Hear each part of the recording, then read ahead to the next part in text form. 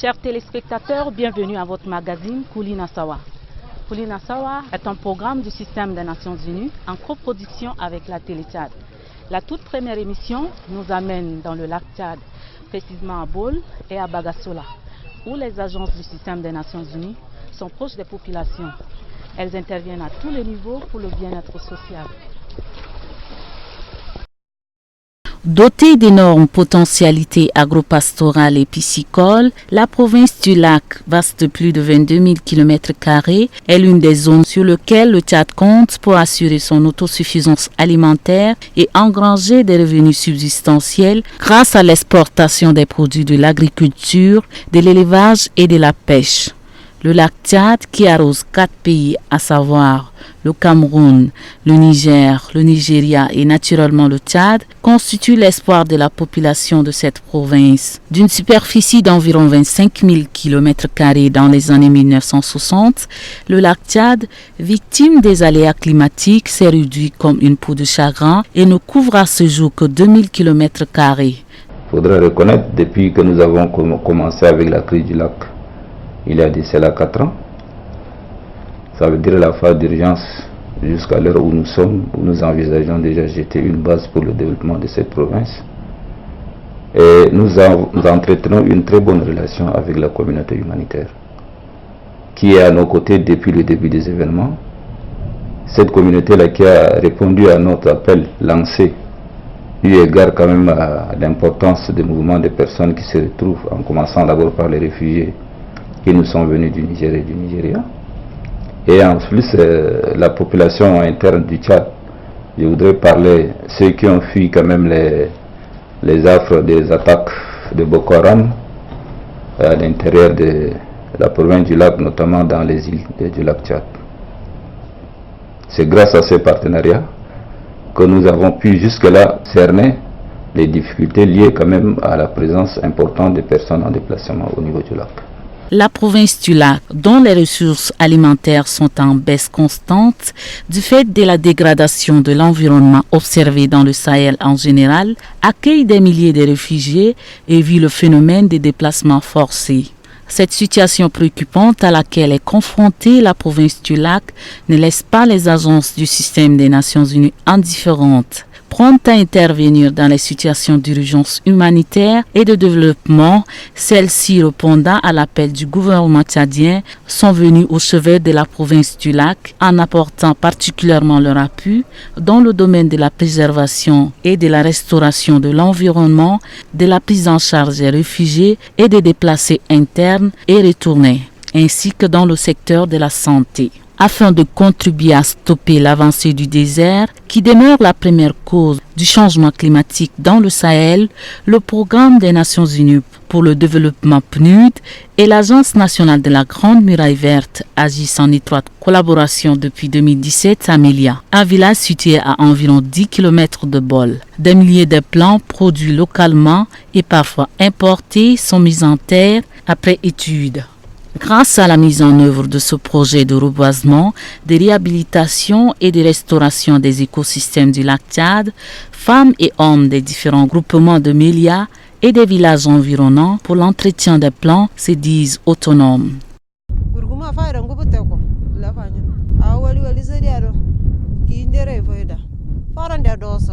La population de la province du lac, qui vit essentiellement de la pêche et de l'agriculture, fait face à des contraintes spatiales du fait de la diminution drastique des surfaces cultivables et des aires poissonneuses.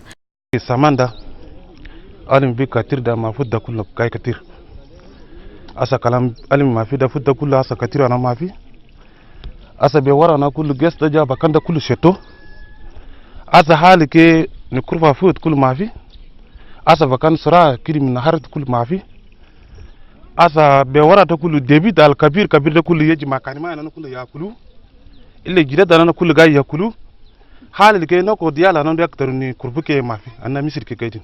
Le Programme alimentaire mondial PAM, dans sa mission d'éliminer la faim et la pauvreté dans le monde, en répondant aux besoins d'urgence et en appuyant le développement économique et social, vient d'aménager en partenariat avec l'Agence nationale d'appui au développement rural ANADER 502 hectares de polders au profit de la population. Les polders sont l'unique ressource au lac quand on considère les ressources naturelles comme l'eau, la terre, la végétation. Ce n'est que l'eau qui existe ici au lac Tchad. Donc avec l'Union européenne d'avril 2017 à nos jours, nous avons pu aménager 1100 hectares de terre. Mais les 500 sont nouvellement créés. Les 600 autres étaient des polders existants. Le réchauffement climatique impacte aussi négativement sur certains animaux. C'est le cas de la vache kouri, une espèce spécifique à la zone du lac Tchad qui est en voie de disparition. Cette race-là est en train de changer la morphologie sous l'effet du changement climatique. Sur la demande des éleveurs, la demande des producteurs, le gouvernement tchadien a eu de financement auprès de la Banque africaine de développement. Entre-temps, c'est la SODELAC qui s'occupe de l'aspect développement global de la région. Il a mis ses centres et à travers le ministère de l'élevage, qu'on s'attelle pour développer ce qui est sorti et mettre à la disposition des producteurs. Afin d'abreuver leurs troupeaux, les éleveurs à la recherche de pâturage sont obligés de suivre le mouvement de l'eau. Dans leur déplacement, il arrive qu'ils se heurtent au groupe armé Boko Haram.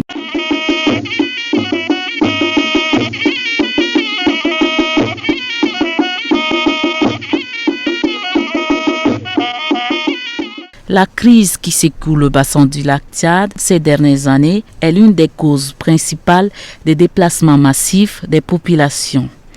De 2013 à ce jour, cette situation a provoqué le déplacement de plus de 150 000 personnes. Cette crise, qui s'explique également par les aléas climatiques, se traduit surtout par une diminution des ressources naturelles. Pour répondre à la crise et apporter des solutions aux personnes dans le besoin, les agences du système des Nations Unies se mobilisent pour soutenir les populations dépassées par l'afflux des personnes forcées de fuir. La population hôte de ce village, par exemple, a accueilli depuis 2015 des milliers de personnes déplacées qui retrouvent petit à petit la joie de vivre.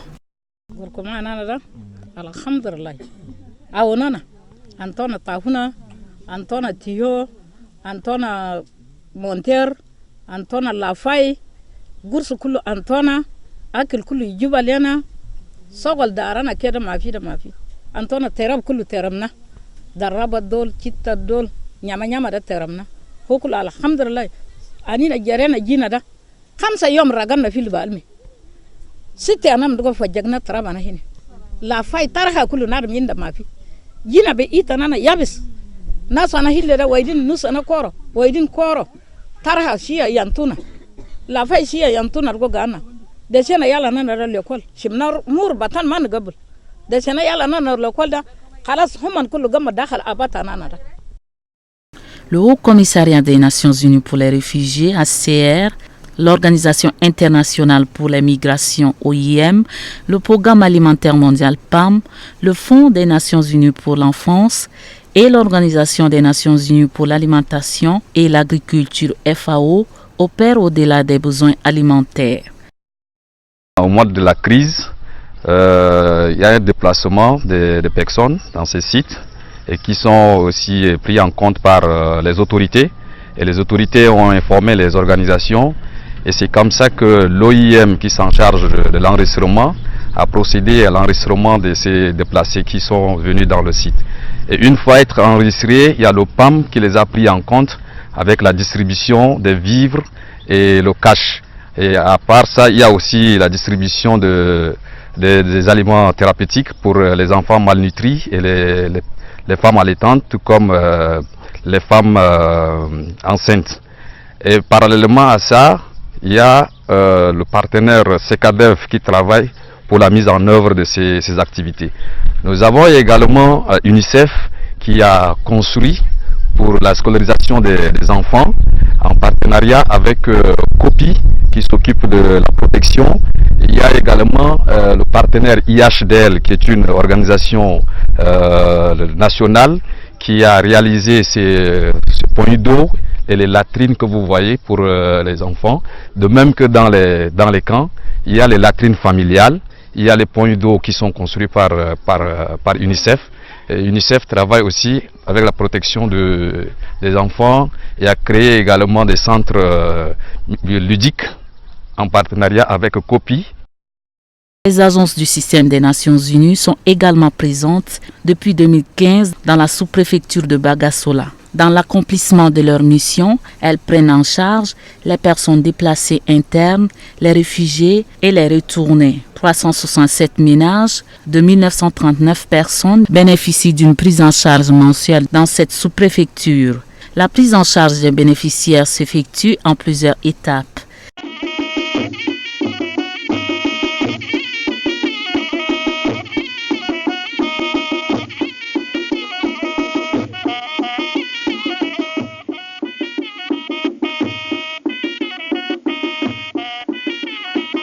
Dagig dana dwalga antina da pam gurus kulu pam dam minga antuna ya to gurus zagarib le sana mash ga dagig daga antuna da shan antule iyal kan antona da namshi musole iyal finjal tinen hana dagig wa almi finjal talata musawu wa antule iyal da sharb kadar le shara yaji gurus zakan antona da namshi shulu ko ga akil namshi kulu khalla ni budin ni buris نجنا كل كان فضل نشيل يال نال كما فضل خلاص الكل كل جاي يمشي يقول هناك في réfugiés. Nous avons ici deux types d'assistance. Assistance alimentaire à travers la modalité cash et l'activité de prévention de la malnutrition chez les enfants de 6 à 23 mois. L'argent qu'on donne chaque mois a pour objectif de soutenir la sécurité alimentaire des ménages bénéficiaires. Nous avons aussi la modalité voucher, c'est-à-dire le coupon alimentaire que les bénéficiaires reçoivent et échangent contre les aliments.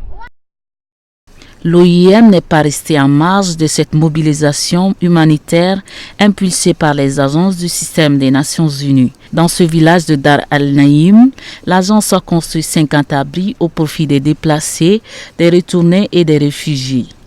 L'OIM construit également des abris dans le village Dar el-Naïm, village qui a accueilli aussi des victimes des exactions.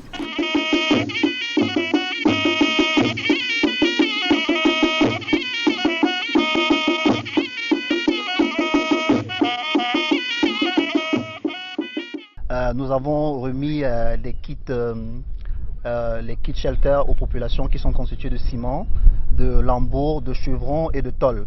Alors le but ici est de faire participer aux populations elles-mêmes aux constructions de leurs maisons. Ici nous avons 3 personnes, un partenariat à 3 têtes, l'OIM, ACHDR et même les populations bénéficiaires pour les constructions des abris. Le HCR et la Commission nationale d'accueil, de l'insertion des réfugiés et des rapatriés CNAR travaillent en synergie pour trouver des solutions aux problèmes auxquels font face les compatriotes déplacés et les réfugiés. Une attention particulière est également accordée à la santé des victimes et des populations hôtes. Dans ce centre de santé du camp Dar el-Salam, opérationnel depuis 2015, tous les patients sont pris en charge gratuitement. IRC qui gère le centre de santé ici sous financement exclusif de ICR. Maintenant, il y a d'autres partenaires qui sont là. Par exemple, l'UNICEF nous donne des intrants de vaccination, ils nous donnent les intrants pour la prise en charge de malnutris. Mais il y a aussi une FPA qui nous donne les kits pour le planning familial et certains kits d'accouchement aussi. Et à part ça, le gouvernement du Tchad, à travers le ministère de la Santé, qui nous appuie en personnel. Les personnels sont envoyés par la délégation sanitaire, même si le financement n'est pas... C'est eux qui nous envoient. Donc, il y a le gouvernement d'abord, l'UNICEF, une FPA et le PAM qui nous appuie en intrant de prise en charge de malnutris modérés. Opérationnel 24 heures sur 24, ce centre de santé comporte plusieurs services, dont la maternité, les urgences et l'unité de prise en charge nutritionnelle.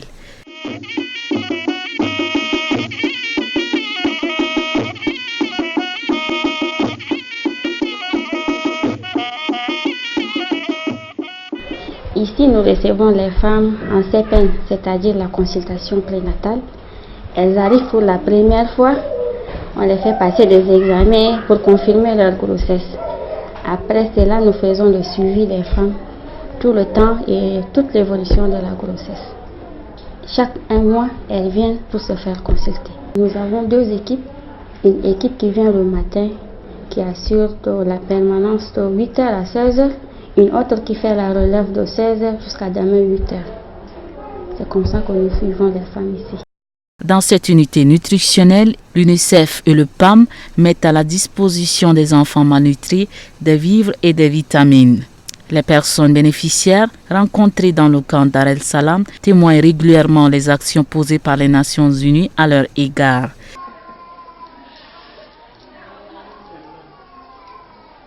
Aisarga saruna min kalambet, hôpital, école, o arrêtement na photo anana na unas kubaro yala tanana duga kula aisarga sadina koga fami ga yantina akil nazalla annan najin worum mashakilanina wa hum kullu yodulu kubarat agum wa algudra nam ga sawlena wa algasare ga najin hajju wa hum kullu rasuluka ligiyo yantuna ta anina gay min Nigeria henak afi boko haram yeji lena ya durbuna ya kutuluna ya dusuna nar da bas anina jomin chat yomal joni min chat askar hana chat tarbani karbani idan tenen jaboni min gubo henak waki jaboni min gubo henak shaloni jaboni hini.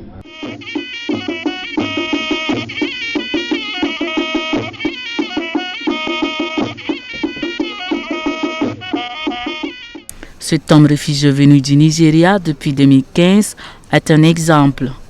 On m'a venu recruter comme le relais sur ce qui concerne la santé. Ça, c'est ce qui est sensible à nos parents et nos frères et nos petits-enfants. On est ressorti de Nigeria avec des doléances différentes. Quand on est venu ici, Hasser avait nous pris en charge pour nous soigner avec le centre de santé. Avant la main, il y a beaucoup de gens sont traumatisés. Et maintenant, avec l'aide de Hasser, avec les infirmiers, maintenant on a rétabli un peu. Quand on a venu ici, ils sont ouvrir l'école et les enfants maintenant pas à l'école. La FAO a également mis en place à Bagassola un micro-projet de transformation de la viande séchée. Ce micro-projet étalé sur 18 mois est exploité par les femmes du groupement Kojona au profit des enfants malnutris, des femmes enceintes et des mamans allaitantes.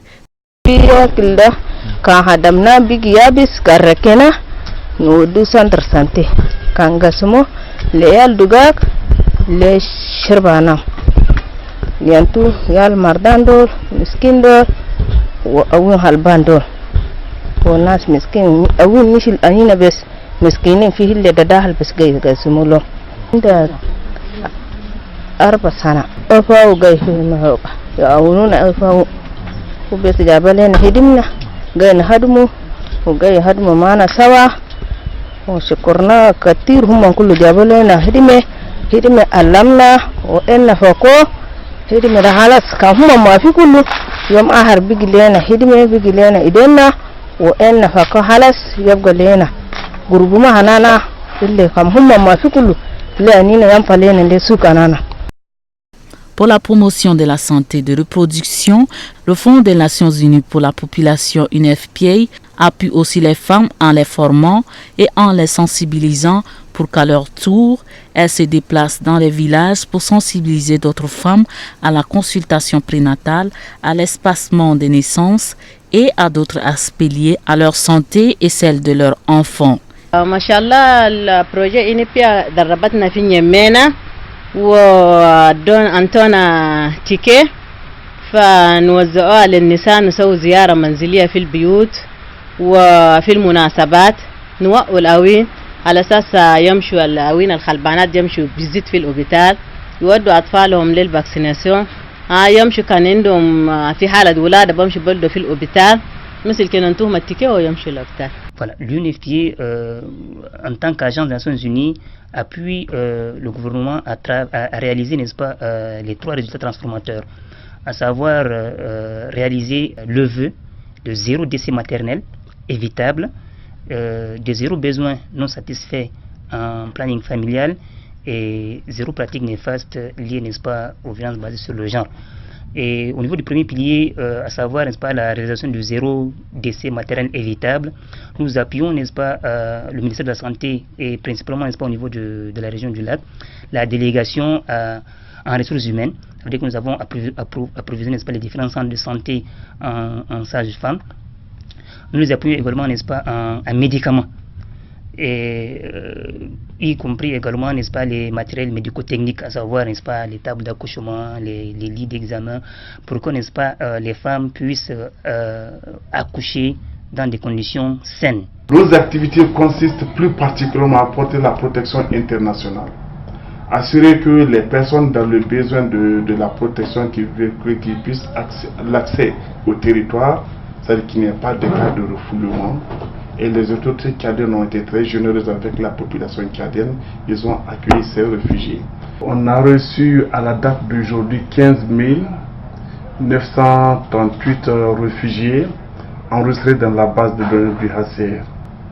Il y en a qui sont dans d'autres villages d'opportunité, c'est-à-dire des villages où les réfugiés ont la capacité de travailler et de subvenir à leurs besoins, ce que nous appelons des villages d'opportunité.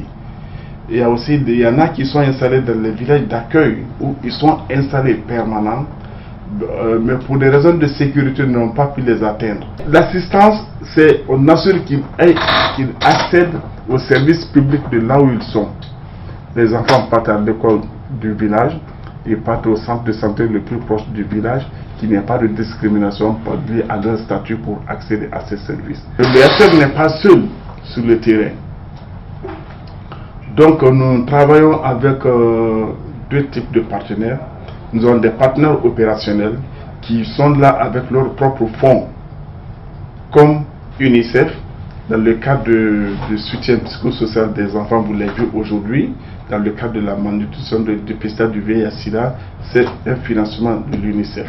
UNICEF aussi a commencé cette année à financer le partenaire ACF pour nous accompagner dans la réponse à l'urgence qu'on a connue en janvier 2019 dans le domaine du wash, c'est-à-dire les latrines, les toilettes et puis assainissement et le forage. Nous avons aussi World Vision International qui nous accompagne aussi dans le domaine du wash cette année. Il y a HELP qui nous a accompagnés avec la réalisation de forages. Il y a un même forage qui est avec le système panneau solaire, qu'il a installé ça au bloc administratif du camp. Nous avons aussi nos partenaires de mise en œuvre, c'est les partenaires qui sont financés par le HCR pour donner l'assistance aux réfugiés. Le premier d'abord c'est avec la SENA, ça c'est la contrepartie gouvernementale. Il y a aussi IRC, l'autre International Rescue Committee, c'est une ONG américaine qui donne, vous avez vu aujourd'hui, avec la santé et eau et assainissement. Donc IRC s'occupe de ça. Nous avons aussi la Croix-Rouge tchadienne comme partenaire. La Croix-Rouge tchadienne fait la protection, cette protection de l'enfant, prévention et réponse aux cas de violence basée sur le genre. Il y a la mobilisation communautaire. Il fait aussi l'autonomisation des réfugiés. Il fait aussi l'environnement. De manière globale, les interventions des agences du système des Nations Unies sont fortement appréciées par l'ensemble de la population de la province du lac. Redonner vie au lac, en sauvegardant et en restaurant son écosystème, soulage les maux des populations touchées et contribue à leur bien-être. C'est un défi qui est en passe d'être gagné grâce à cette union sacrée, scellée entre les agences du système des Nations Unies, les autorités tchadiennes et les populations bénéficiaires. Amis téléspectateurs, c'est tout pour ce premier programme qui nous a amenés dans le lac Tchad à la découverte des investissements du système des Nations Unies. Retrouvez ce programme sur YouTube et sur Facebook. Prochaine étape, dans une autre province avec un autre contenu. Merci de nous avoir suivis et à très bientôt.